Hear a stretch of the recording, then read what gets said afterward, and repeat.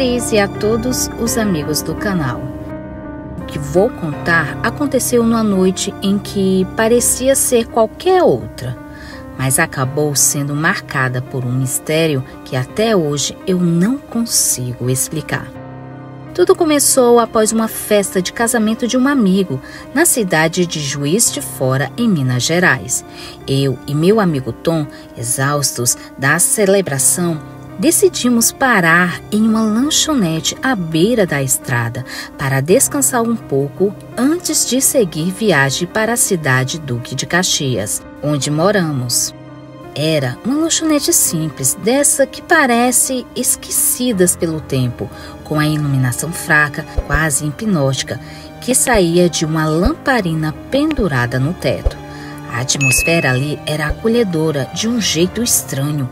Embora tivéssemos comido bastante no casamento, algo no ar nos fez sentir fome de novo. Pedimos então 2 cafés e alguns pães de queijo. Tudo parecia muito comum, até que começamos a perceber um silêncio pesado pairando sobre o lugar enquanto bebíamos o café. A sensação de estranheza começou a se intensificar. Era como se o tempo tivesse parado. O lugar tinha um clima quase mágico, como se estivesse nos prendendo ali. E o calor da lamparina contrastava com o frio da noite lá fora. Observamos ao nosso redor, tentando achar algo que explicasse aquela sensação desconfortável, mas tudo parecia em ordem, ao menos à primeira vista. Pouco tempo depois, entrou uma mulher jovem na lanchonete. Ela acenou para a atendente e pediu algo em uma voz num tom tão baixo que quase não conseguimos ouvir. O que mais nos intrigou foi a maneira que ela saiu bastante tranquila, caminhando sozinha pela estrada escura e deserta. Nós não conseguimos entender como alguém teria coragem de andar sozinha naquela noite sem lua, naquele lugar tão isolado. Mesmo que ela morasse por ali, o caminho era sombrio, cercado de árvores e sem qualquer iluminação, exceto pelas luzes distantes das casas que mal quebravam a escuridão. Nós tentamos ignorar a estranheza da situação, mas algo nos impedia de deixar isso passar. A imagem daquela mulher caminhando solitária nos atormentava. Quem era ela?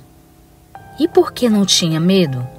Enquanto discutíamos isso, 2 homens entraram na lanchonete. Eles tinham uma aparência incomum. Ambos estavam maltrapilhos, usando roupas simples e chapéus que cobriam boa parte de seus rostos. Um deles usava um chapéu de palha, que era típico de trabalhadores do campo, já muito velho e gasto pelo sol e pela chuva. O outro usava um boné simples, com a aba virada para trás. Eles se sentaram e começaram a conversar com a atendente de uma forma animada, mas estranhamente nenhum som saía de suas bocas. Era como se assistisse um filme mudo, onde todos os personagens falam, mas tudo ao redor continua envolto em um silêncio sobrenatural. Eu e o Tom nos entreolhamos, sentindo nossos corações acelerarem. Algo ali terrivelmente errado, mas não conseguimos entender o que era. Depois de um tempo, os 2 homens se levantaram e, sem dizer mais nada, saíram pela mesma estrada escura pela qual a mulher havia ido. Mesmo com um desconforto crescente, decidimos ficar um pouco mais. Havia algo naquela lanchonete que nos impedia de simplesmente nos levantar e irmos embora. Talvez fosse o ambiente ou a atendente que parecia estar à vontade, apesar da estranheza da noite, ou talvez fosse aquela sensação de que estávamos prestes a descobrir alguma coisa. Enquanto ainda tentávamos entender o que estava acontecendo, eu senti um arrepio tomar conta do meu corpo. O silêncio era quase insuportável. Não era apenas a ausência de som, mas a quietude opressora, que se o próprio ar tivesse nos sufocando. Quando olhamos novamente para a atendente, ela estava lá, parada, nos observando, com um sorriso leve no seu rosto. Só que algo em seus olhos havia mudado. Havia uma frieza ali, algo que nos fez questionar se deveríamos ter entrado mesmo naquele lugar. Finalmente decidimos que era hora de ir. Pagamos nossa conta rapidamente e saímos para as nossas motos sem olhar para trás. A sensação era de que estávamos sendo observados, nos acompanhando até a lanchonete desaparecer no retrovisor. Até hoje não consigo explicar o que aconteceu naquela noite. O que era aquela lanchonete? Quem eram aquelas pessoas? Será que foi fruto da nossa imaginação? Ou algo muito sinistro estava em jogo? O que eu sei é que desde então nunca mais tive coragem de voltar por aquele caminho, pois tenho medo de descobrir que aquela lanchonete não existe e que, na verdade, nós fomos parar em outra dimensão, em um mundo paralelo.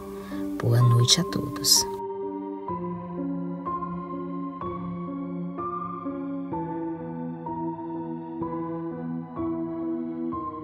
Boa noite, Cris e amigos do canal.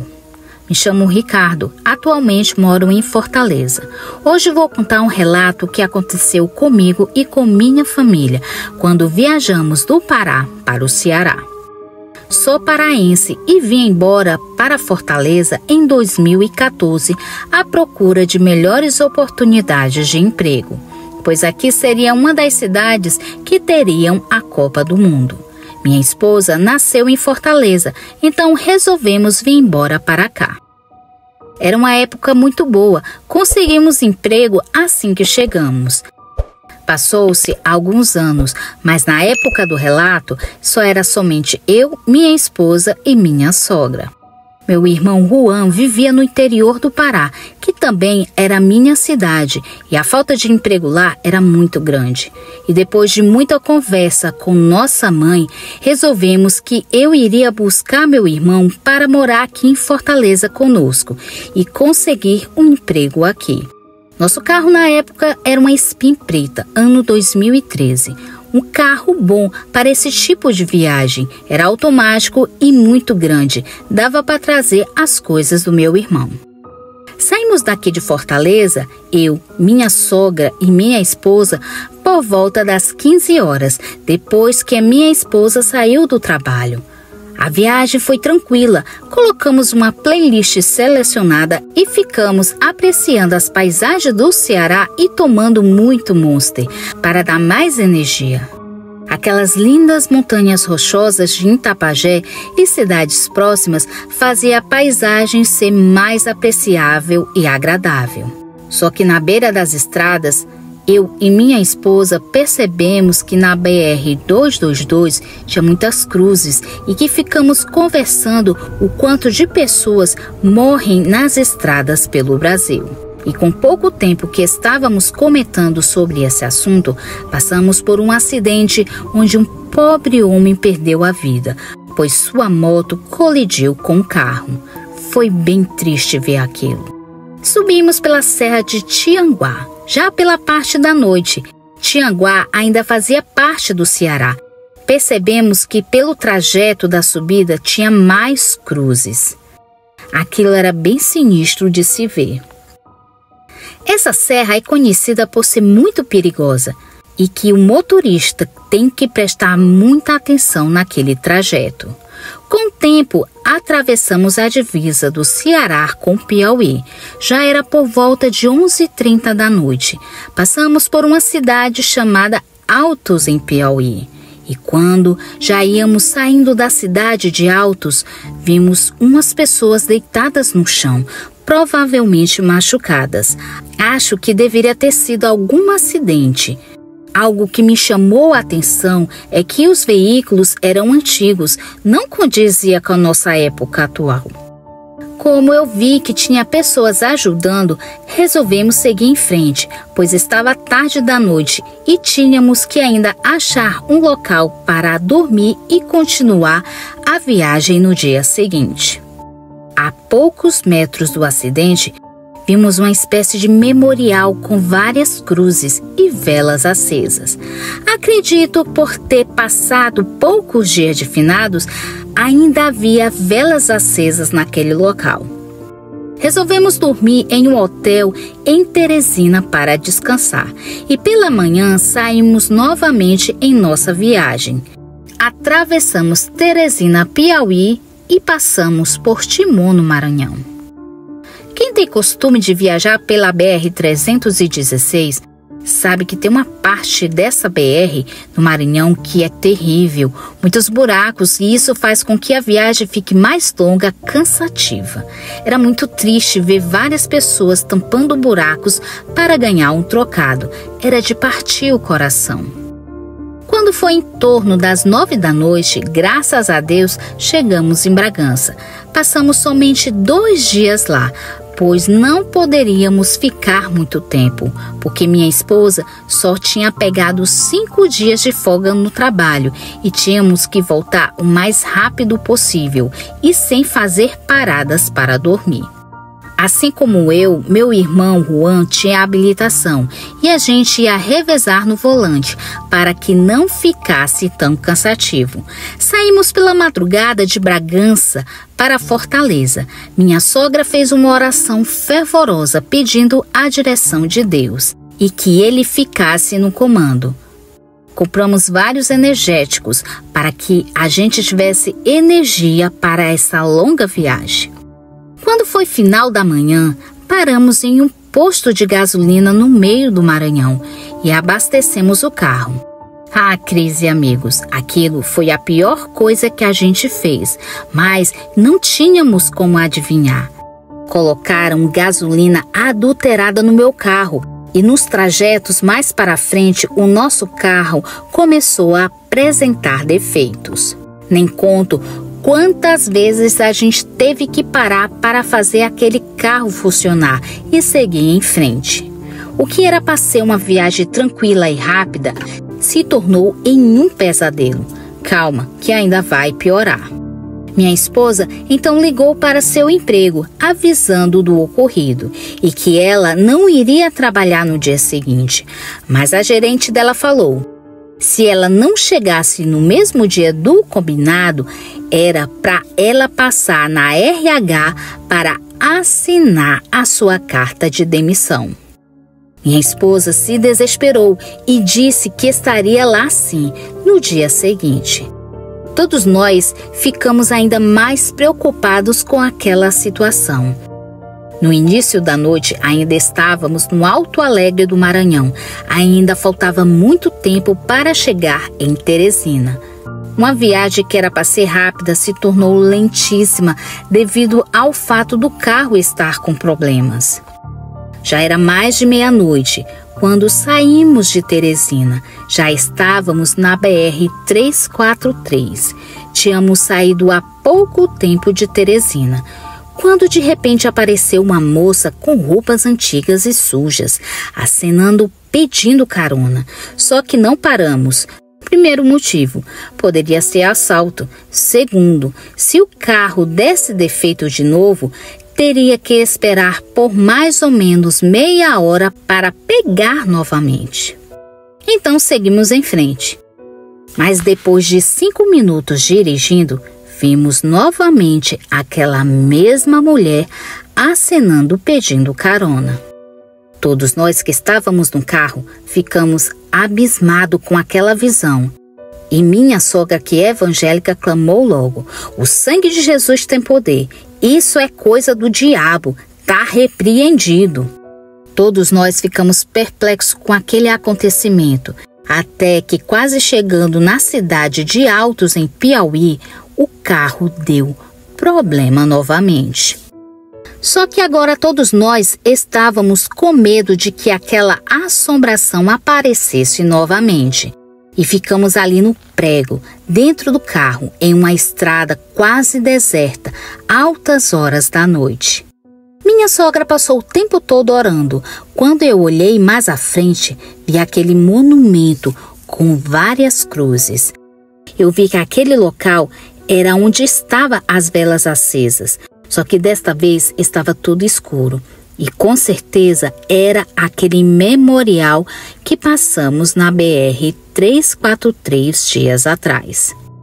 Todos nós ficamos em silêncio, ninguém teve coragem de sair do carro. Até que de repente alguém bateu no vidro do carro. Chega, minha alma saiu do corpo por causa daquele susto. Foi então que um homem humilde perguntou se a gente precisava de ajuda. Nós ficamos apreensivos, vai que era um assalto. E ficamos conversando com esse senhor com a janela meio aberta. E explicamos o que estava acontecendo com o carro. Aí ele falou: sorte de vocês, eu sou mecânico. Estava indo para casa quando vi o carro de vocês parados e imaginei que precisassem de ajuda. Depois daquela conversa, eu e meu irmão descemos do carro e pegamos nossos celulares e abrimos o capô e iluminamos o motor do carro. O senhor começou a examinar o carro e falou que era a gasolina que estava fazendo o carro ter problema. Então ele disse que a gente deveria tirar aquela gasolina e fazer uma limpeza quando a gente fosse abastecer novamente. Aquilo não ia resolver de imediato, mas ia melhorar bastante e dava para chegar em casa. Eu e meu irmão ficamos surpresos, pois até aquele momento a gente não sabia o que tinha acontecido com o carro. E como é que ele sabia que o problema era gasolina adulterada se ele não tinha nenhum equipamento para fazer o teste?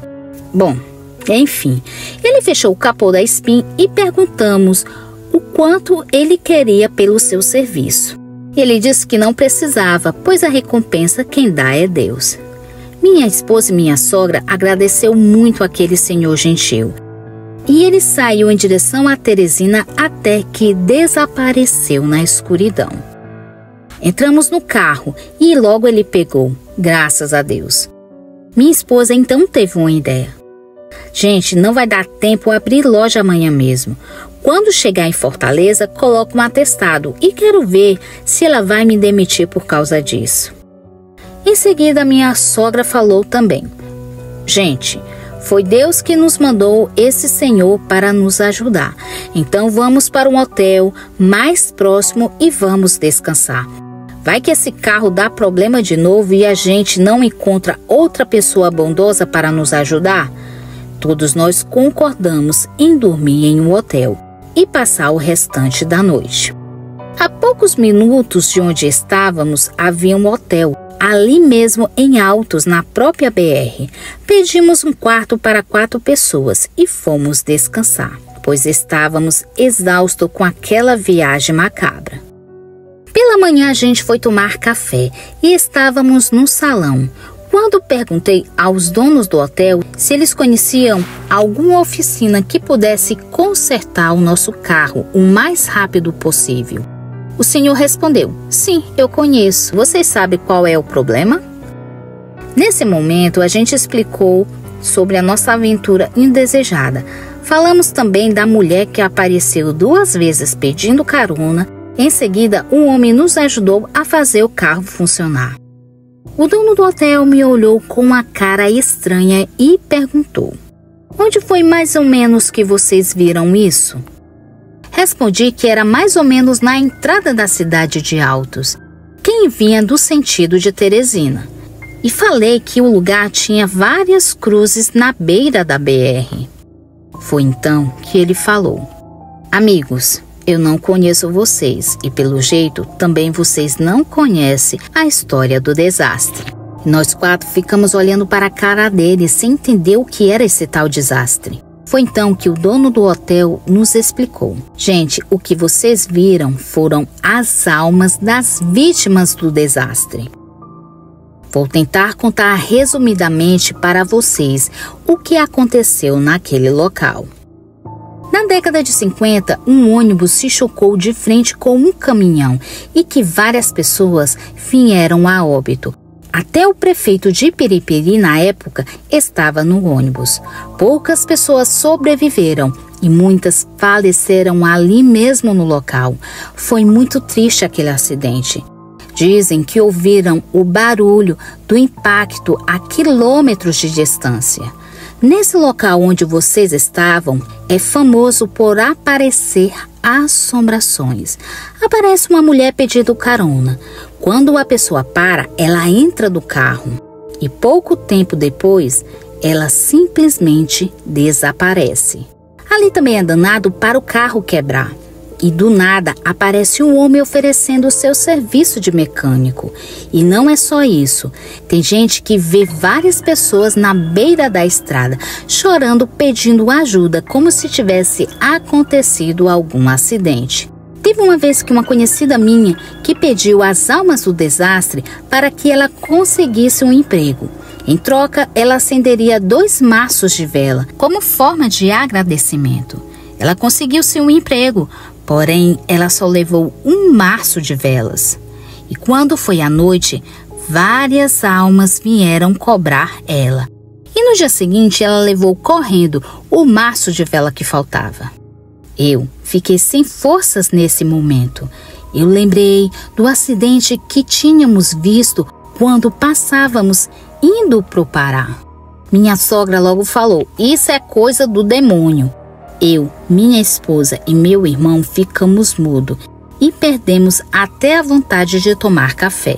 Logo em seguida a gente pegou nossas coisas e fomos para a oficina. E adivinha? Não era que o fantasma estava certo? No meio do caminho tem muitos combustíveis adulterados e de baixa qualidade. Os mecânicos tentaram amenizar a situação e pegamos a estrada novamente rumo de casa. Todos nós ficamos a viagem toda nos questionando por que será que a gente viu aquelas assombrações. Graças a Deus a Spin não deu mais problema e conseguimos chegar em Fortaleza no final da tarde. A minha esposa foi logo atrás de um atestado para levar no trabalho. Todos nós ficamos abismados com o que passamos na viagem. Hoje em dia meu irmão já tem família e filhos e eu tenho uma filha de 1 ano. Cris, no início de 2024, viajamos para o Pará novamente e passamos novamente por aquele local, só que desta vez de dia. Quando olhamos para o memorial, não vimos nada, só que quando olhamos para o outro lado, lá estava o mecânico passando pela estrada. E saímos o mais rápido possível dali. Vai que aparece a mulher pedindo carona de novo? Cris, fico agradecido pelo espaço cedido para contar meu relato da minha viagem macabra.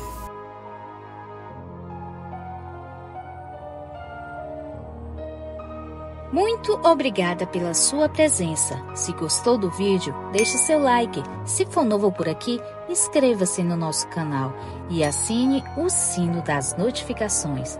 Comente qual a sua cidade. Também aceitamos sugestões de vídeos. Se gosta do nosso trabalho e quiser nos ajudar, se torne membro ou dê um valeu. Também compartilhando os vídeos com seus amigos nos ajuda a alcançar mais pessoas. Desde já agradeço e até o próximo vídeo. Tchau, curiosos!